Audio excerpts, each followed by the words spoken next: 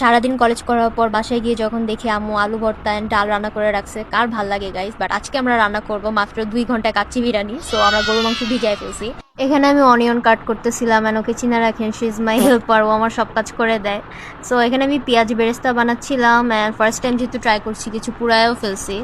And পাশের চুলায় আমি গরম পানিতে তেজপাতা অ্যান্ড এলাচি দিছিলাম, সাথে ঘরের যে ভাত থাকে ওইটা দিছিলাম রেগুলার রাইস, কারণ বাসমতি চাল ছিল না তখন। সো এটাকে আমি বয়েল হতে দিলাম কিছুক্ষণ, প্রায় 5-7 মিনিট। আর এখানে আলুর সাথে কিছু মশলা অ্যাড করে এটাকে এখন সটে করব। এটা কালারটা আমার খুবই ভালো লাগে কাচ্চির, মানে এই আলুর কালার। আর এটা হচ্ছে ভাত সিদ্ধ হওয়ার পর ঝরতে দিছিলাম। সো এখানে আমি আলুগুলা নামায় ফেলবো বাটিতে।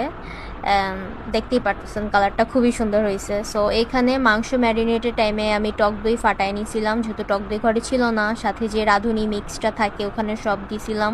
অ্যান্ড এখানে আমি কাঁচা মরিচ আর আদা বাটা দিছি অ্যান্ড কিছু সয়া সস দিয়েছি, সাথে লবণ অ্যাড করেছি বিটুইন। আমি কিন্তু লবণ লাস্টের দিকে আবার অ্যাড করছিলাম যেহেতু কম হয়ে গেছিলো। অ্যান্ড এটাকে ভালো মতো মাখাইছি।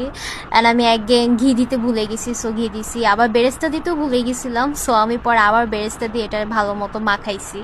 গাইস কি আর বলবো, আমি সব কিছু ভুলে যাই। পরে আমি একটু ফুড কালার মিক্স করছি কালারের জন্য। অ্যান্ড এখানে আমি হাই হিটে মাংস বসাই দিয়েছিলাম 5-6 মিনিটের জন্য, আর উপরে ঝরানো ভাতগুলো দিয়ে দিছিলাম।